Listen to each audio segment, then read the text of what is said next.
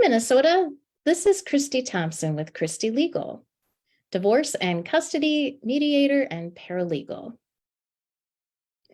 And I am here today with someone who can be really helpful to some of you. And even if you're not married or you're not currently in a relationship, you might have had a past relationship where this came into play. And it is being betrayed. And so I've worked in divorce and custody law for 10 years as a mediator and a paralegal now. And I would say there aren't a high percentage of clients who that is why they are divorcing. Often it is more than there's betrayal, and then there's more lack of communication and other things. Where it's just betrayal is a fairly small percentage. However, that doesn't make it any less hurtful when it happens. So I have here with me today Jennifer Edlund, and I will just let her tell you what she does. Thank you so much for being here, Jennifer. Well, thank you for inviting me, Christy. I really appreciate it. As you said, my name is Jennifer Edlund. I've been coaching women for about 6 years now. I've done one-to-one for quite a while. And I decided through the encouragement of both my husband and my mentor that I need to expand this to more people. And so I really thank you for the opportunity of introducing me to more people. So because I have been through betrayal trauma myself, and through that experience, I learned how to heal from it. And I just want to share that so that more women can live fuller lives. And so, how did you start coaching betrayal trauma recovery? Yeah, it really was a very natural process for me. As I began, how do I explain? I'm just going to start from the beginning. Shortly after my 20th wedding anniversary, I discovered that my husband was a porn addict, and I had spent the prior 20 years minus 6 weeks. I say minus 6 weeks because the first 6 weeks of our marriage were awesome. After that, it wasn't good anymore. And I kept thinking something was wrong with me. So once I figured that out, I was, of course, devastated, as most people are. And I was looking for help. I was reading anything I could get my hands on, trying to figure out how to get through this because I had no idea. It felt like my world had been pulled out from underneath me. So as I continued to read and study the subject, and I did find some people to help me and did join a community of others who were healing from this, because I was such an avid reader and was always learning, I would learn a whole bunch, and then I would turn around and give information to other people or learn what questions to ask them. And so as soon as I made progress, I had to turn around and help everyone else make progress. And so it just really, I grew into the coaching as I healed. It was very natural.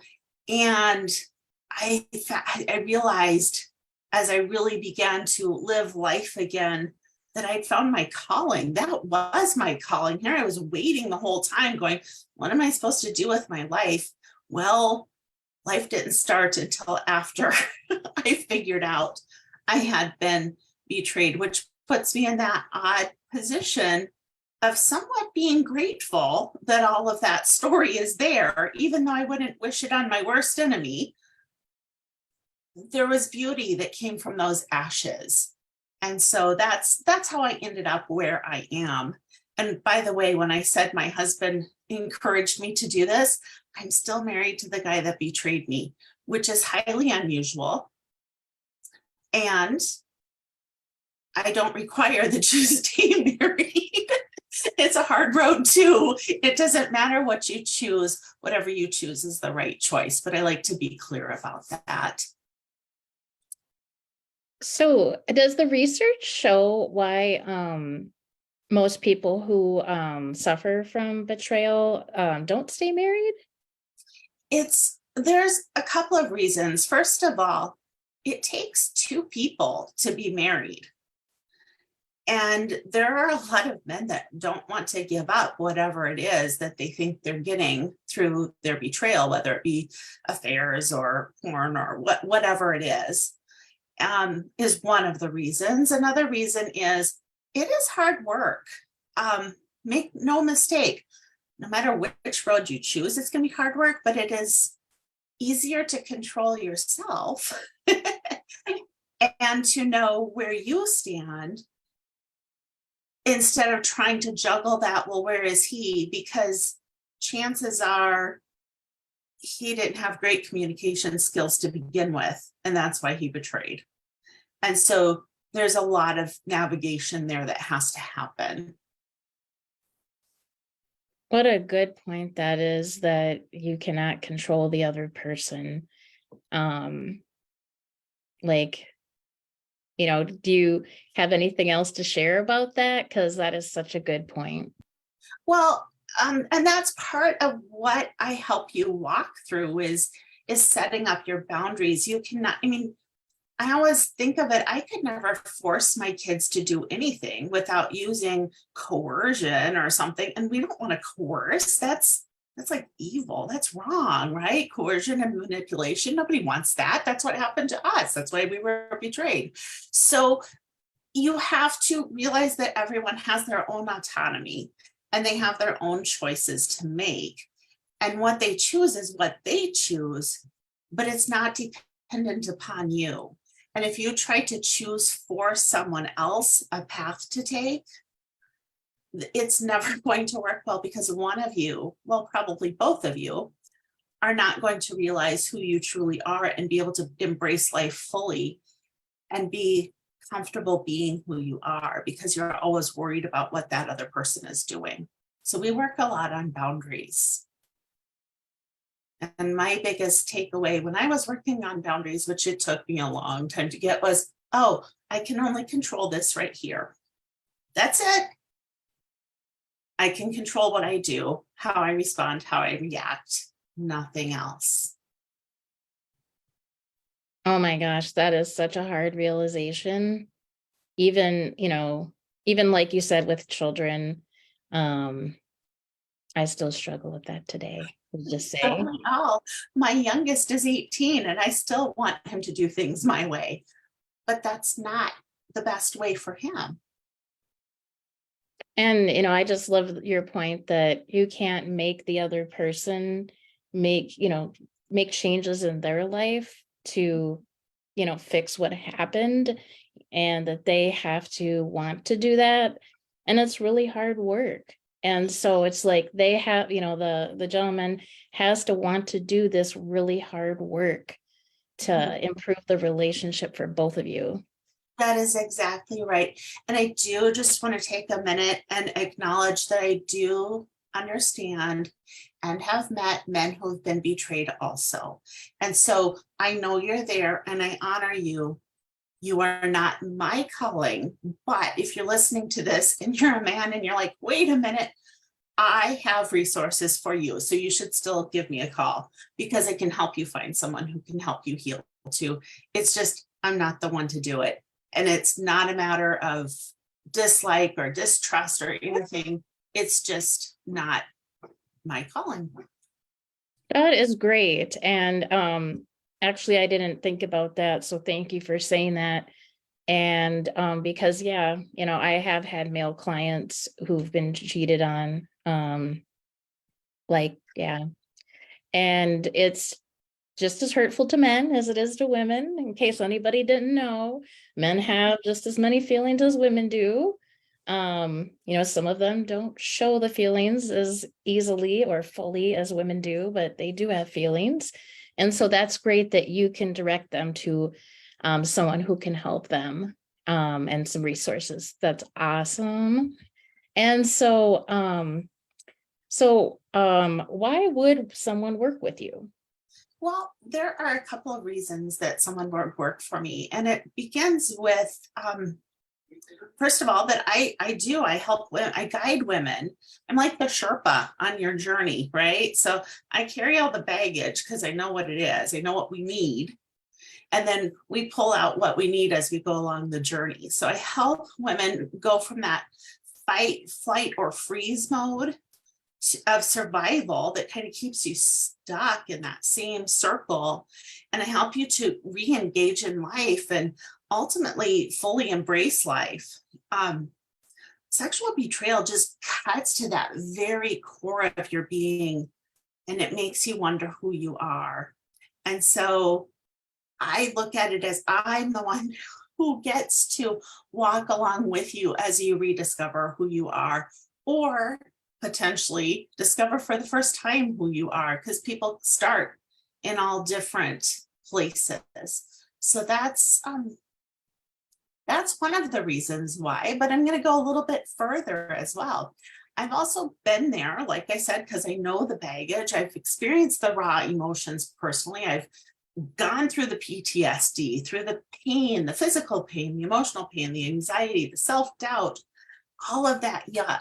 So I don't have to do it again, but, and that's a big but, I understand. I not only sympathize, I empathize with you.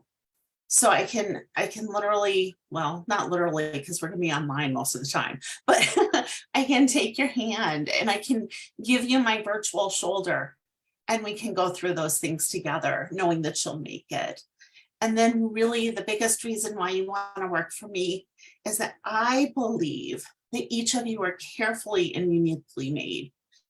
I believe that you have been purposefully placed in this time, in this place, to be exactly who you were created to be. And I believe that who you are is meant to be, that you would have an impact on our world when you're living fully. And so I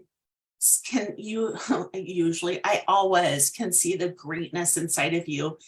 And I know that that's meant to be shared. It's a gift to the world. It's a gift to your environment. And that's what we all are. And so don't sell yourself short and think, well, I can survive. We're not meant to survive. We're meant to thrive. We're meant to live fully and share life with others. So that's why you should work with me. And what type of people are most successful in your coaching program? Well, the short answer is the woman who feels stuck but knows they were made for more, or the woman who just wants better for herself, or potentially even for their children, because it can start, women especially will do things for others that they won't do for themselves. But in the process, you learn that, oh, if I don't take care of myself, then I can't take care of others. And we hear that, but viscerally understanding it is different. The woman who wants to start over and the woman who wants to put everything back together, both of those women I can help. And they can both be successful depending on where it doesn't depend on where they're coming from. It depends on what they want to change. Most basically, the woman who wants to live life. She doesn't want to stay stuck where she is and the hurt and the pain. Yeah. And so what what are the typical results from someone who participates in your program? Yeah, so the typical results are that someone comes into my program, and wherever they're at, sometimes they're partially through their healing, but they're not all the way through. And sometimes they still don't know where the floor is. They're like, I don't even know what I'm standing on. Maybe it's the sky. Maybe I'm in space. I don't know. And some of you may know what I mean when I say that. I will work with you so that you can not only embrace life, but create a life that you love. I know that my goal when I was going through healing was, it would be really cool if I had a life that I didn't want a vacation from.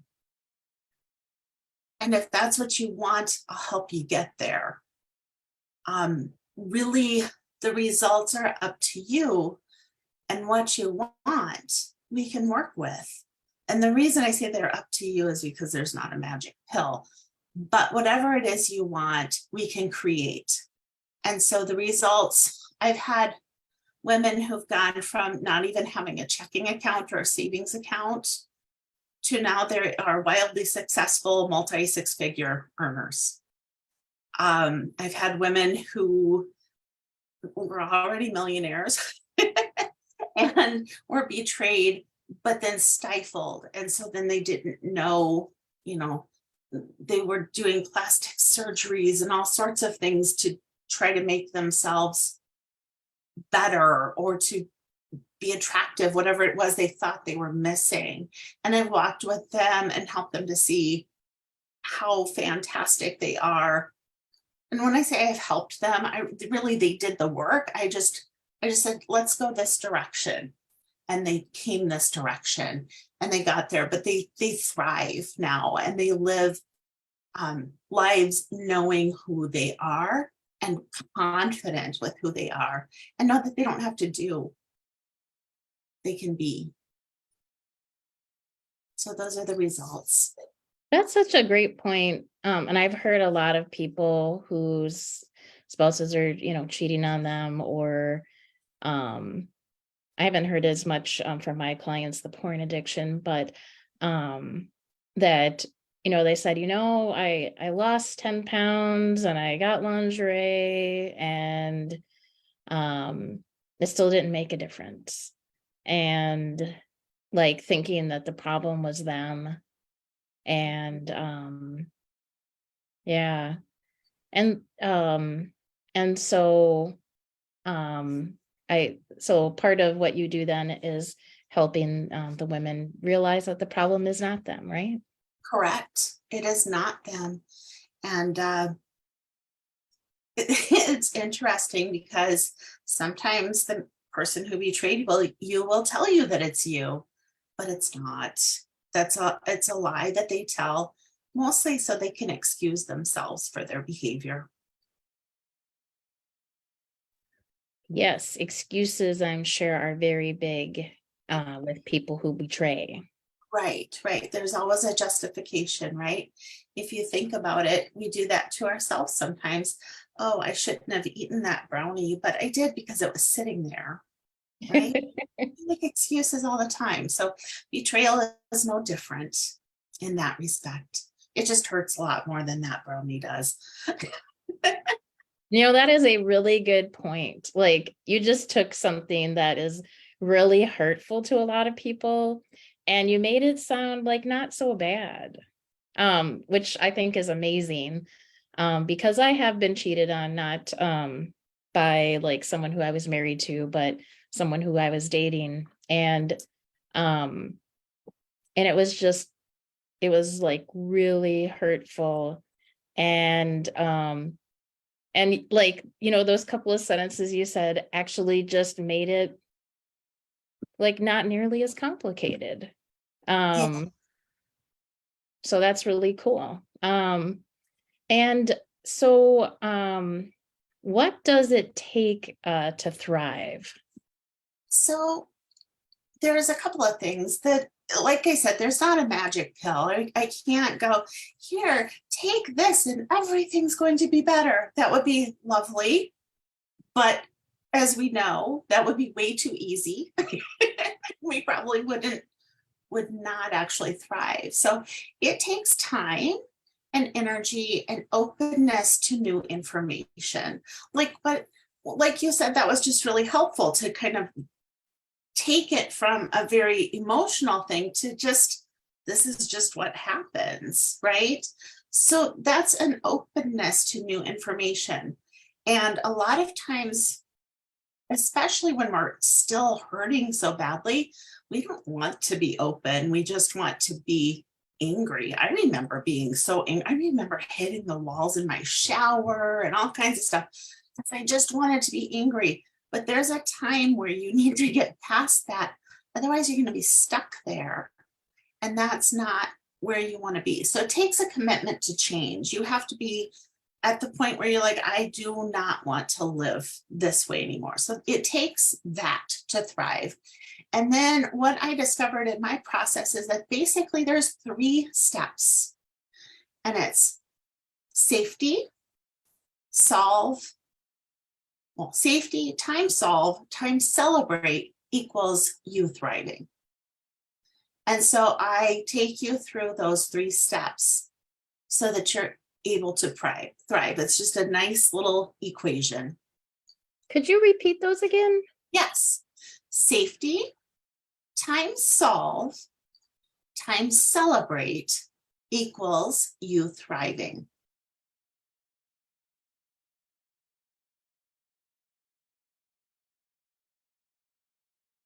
All right, because I'm sure that I wasn't the only one who didn't catch those the first time.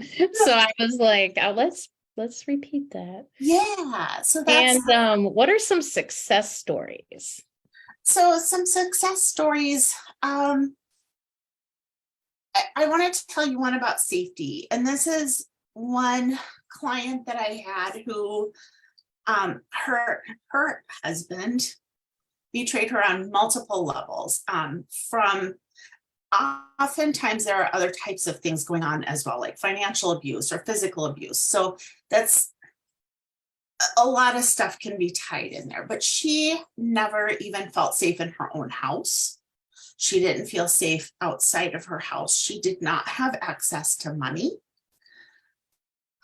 She did have a bank card and she could go pay for something, like she could go buy groceries, but he monitored everything. So there were times that she would go and buy something, like she'd buy herself a cup of coffee, and he would call the bank immediately and then deny the charge. So she had no freedom. She had no safety in her own home. She would barricade herself into her room, but he would break through that and come in. He would leave on business trips, and she never knew if he was going to be gone for 3 minutes or if he was going to be gone for a month. And without access to money, and she had 5 children to raise and care for, she never knew where things were coming from.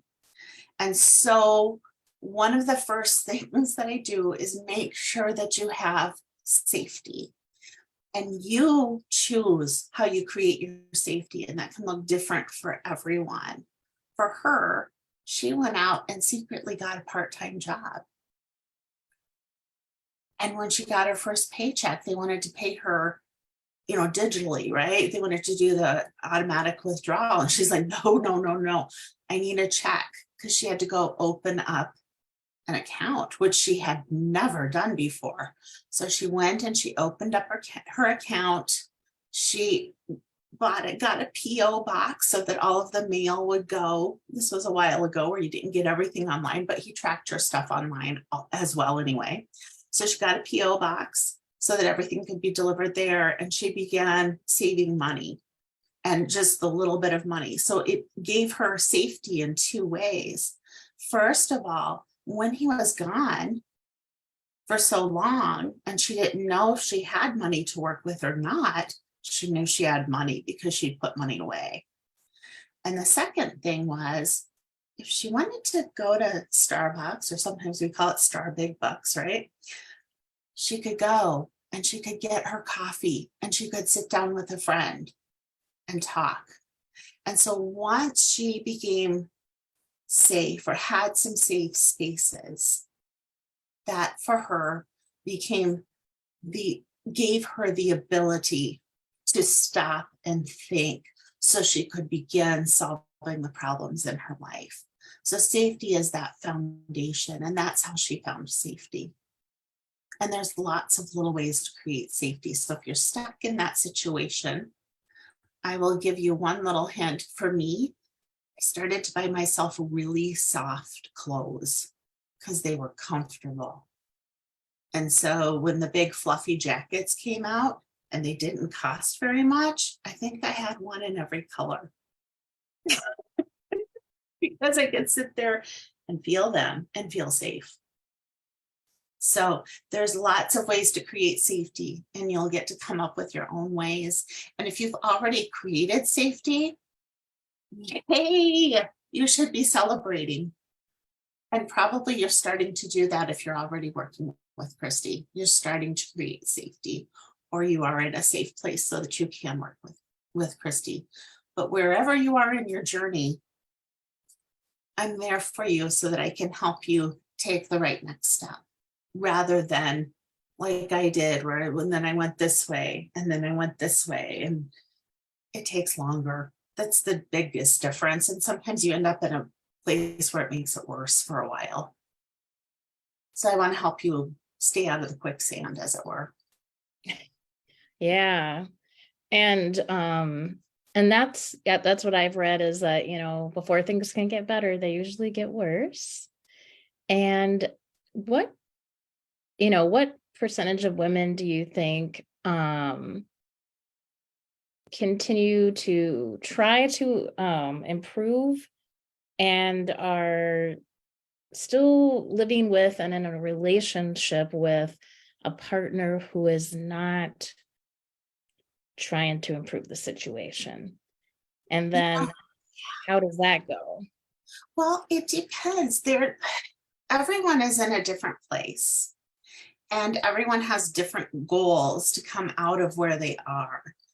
There are women who still live with their spouse, or they've divorced their spouse, but they still live in the same house to raise their children, even though that betrayal is there.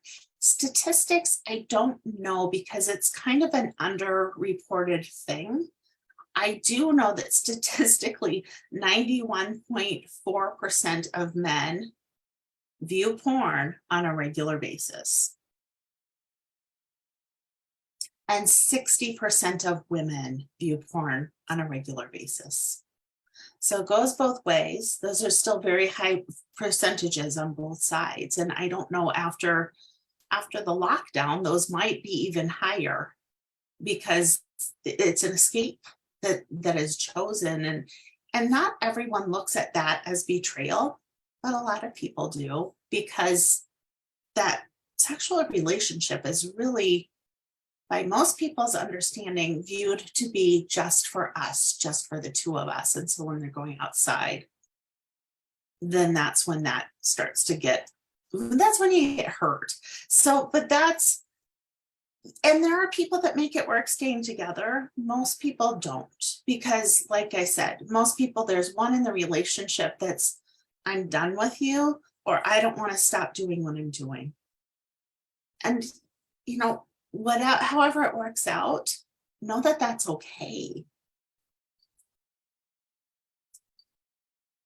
Yeah, I have read multiple times statistics that 40% of women and 60% of men who are married cheat.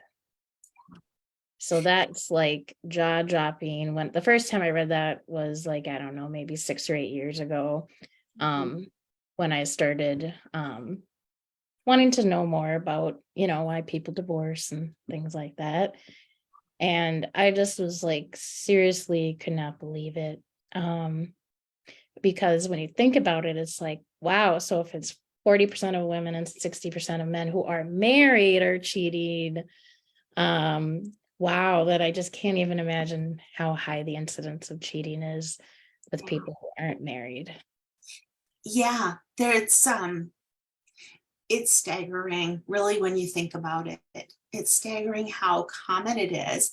And what's also so strange is that so many of us don't realize how common it is. So then when that happens to you, when someone cheats on you, you feel like you're the only one in the world. And then that's why you feel like something is wrong with you. I mean, you make those stories in your head. But yeah, it's much more common than you think, unfortunately. But we can change that. We can change that as we heal, as we get healthy, as we learn how to navigate relationships in a very healthy way. Well, we can change the story in our head. We can't change what happened. But we can, like you said at the very beginning, the only thing that we control is how we act and how we react to the things that happen to us. Exactly. So, And that's why I mean we can change that, because as we change our culture. And that's just a natural reaction of changing our culture. And that takes a movement. That's not just a one-off. That is people realizing that, oh, I'm not the only one and I don't want this again. And how do I do that?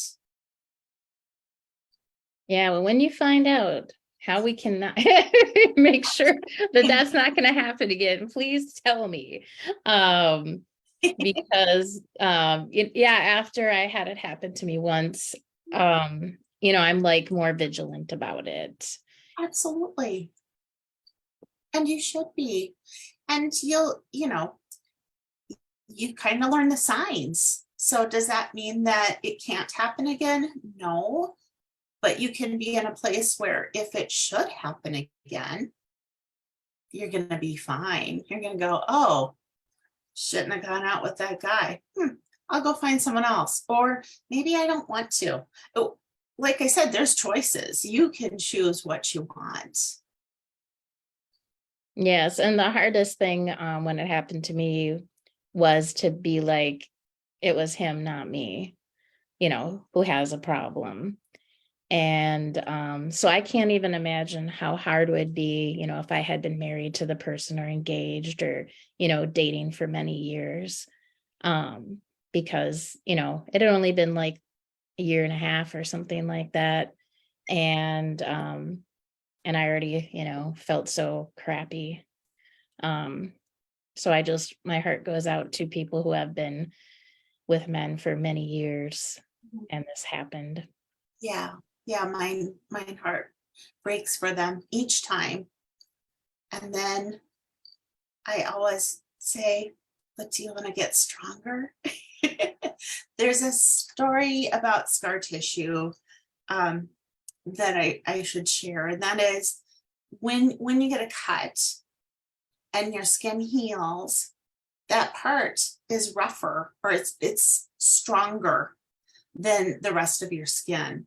So like if you try to put a needle in scar tissue, it hurts really badly rather than where that happens through your regular skin that's not scar tissue. So scar tissue grows stronger. So when you get scarred by something like this, you get to grow new or put it back together. Either way, whichever approach you take, but you're gonna grow back with a stronger heart. The other part about scar tissue is that then when it gets hurt, like I said, you poke a needle in scar tissue and that really hurts. So then you have a soft spot also, even though it's really strong, you have a soft spot for other people who have gone through the same thing. So I have a little scar tissue and it's a little sensitive to others that have been through the same thing, yet it's strong. It's strong enough to protect me and to help others, which is it. And all of us have stories like that. It isn't necessarily betrayal. It can be so many things, but know that you're not alone in whatever it is you're working through. That was really nice about how you talked about scar tissue. I never thought about that. It was kind of poetic. So how can people reach out to you to, find out more? Yeah, so the best thing is I sent a QR code to Christy and that you can scan that and set up a 15-minute discovery call. There is no pressure, just we'll see if it's a good fit for you. Or there's a link. So I'm going to say the phone call is the best way because if we can talk one-to-one, I can get a feel if we're going to work well together or not. And I mean, there are very few people I can't work with, but is that the right step for you? And that's what I want to do. I want to make sure that this is the right next step for you. And I am looking at the post, and I for some reason forgot to put the calendar link in there to schedule with Jen. But I will get Jennifer, but I will get that in there like very quickly. And I am not good with QR codes, so there's just not gonna be a QR code there. I'm not high tech. Um, No worries. I I'm think super low tech. I So think my phone number is in there too, and you can call or text that. I'm gonna say text works better just because I'm in meetings a lot still. So text is always good, and I'll get back to you as soon as I can. yeah, I don't know anybody who appreciates random phone calls these days. We're just not used to it anymore. No, we're not. We're not. And like I said, if I'm in the middle of something and I can't pick it up, I would much rather see what you said and be able to respond without having to step out. So yeah, Definitely. I look Well, forward to thank you hearing for from your some. time tonight. Well, thank you, Christy. Thank you for having me on. And I hope that you found some of this helpful, and maybe some of you got a glimmer of hope, or maybe that was enlarged for you. So thank you so much for having me. Yeah. And so if anybody would like to learn more, please contact Jennifer. And if you are in a situation where you would like to divorce, or you need to separate and there are children involved, so you're going to need a custody order, then please contact me for a free initial consultation as well. And the information to do that is also in the post. And so I hope you have a great rest of your evening. Thank you very much.